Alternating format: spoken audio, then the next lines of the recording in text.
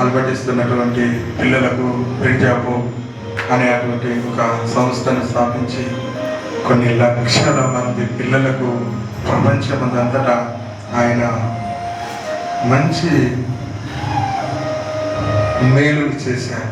కన్న తల్లిదండ్రులైన అంతగా చేయలేరేమో కానీ ప్రతి ఒక్కటి BYH తరఫున తమించి ఎంతో మంది జీవితాలను తీర్చిదిద్దినటువంటి మహానుభావుడు, మహనీయులు. నిజంగా ఆయన ఈరోజు మన మధ్య లేకపోవడము చాలా బాధాకరము. భౌతికంగా ఆయన లేరేమో కానీ ఎప్పుడు మన హృదయాలలో నిలిచి ఉండిపోయే చిరస్మరణీయుడు. జీవిత కాలం అంతా ప్రతి ఒక్కరూ గుర్తించుకునేంత విధంగా ఆయన ఎన్నో క్రియలు భూమి మీద చేశారు. బైబిల్ కాలేజీలు పెట్టి అనేక మంది సేవకులను, వేల మంది సేవకులను ఆయన తీర్చిదిద్దాడు. నిజానికి ఈరోజు మనం ఇక్కడ ఇలా ఉన్నాము అంటే ఆయన ద్వారా దేవుడు చేసిన గొప్ప కార్యములు. ఎన్నో మందిరాలను కట్టించాడు, ఎంతో మంది సేవకులకు ఆదరణ కల్పించాడు, ఎంతో మంది బిలీవర్స్కు అందరికీ ఒక తండ్రిగా, పెద్ద దిక్కుగా ఆయన ఉన్నాడు.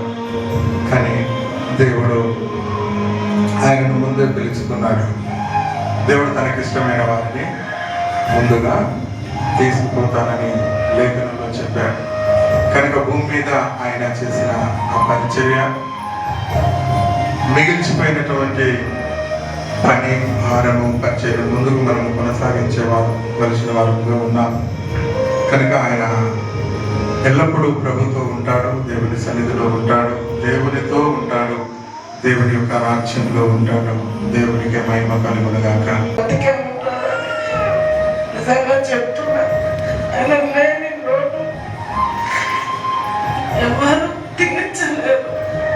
కానీ దేవునికి స్తోత్రం.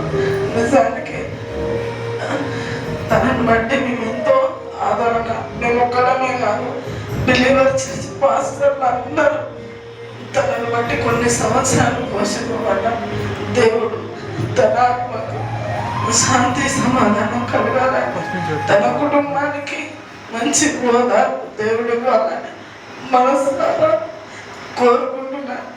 అదేగాక అనాథ పిల్లలకు, వాళ్ళనే గ్రామంలో కూడా బిలీవర్ చర్చ్ తరఫున BYH స్థాపించి ఒక 10 సంవత్సరాలు అందరికీ ఆదరణగా నిలిచిన ఆత్మీయ తండ్రి గారికి ఇదే నా కన్నీటి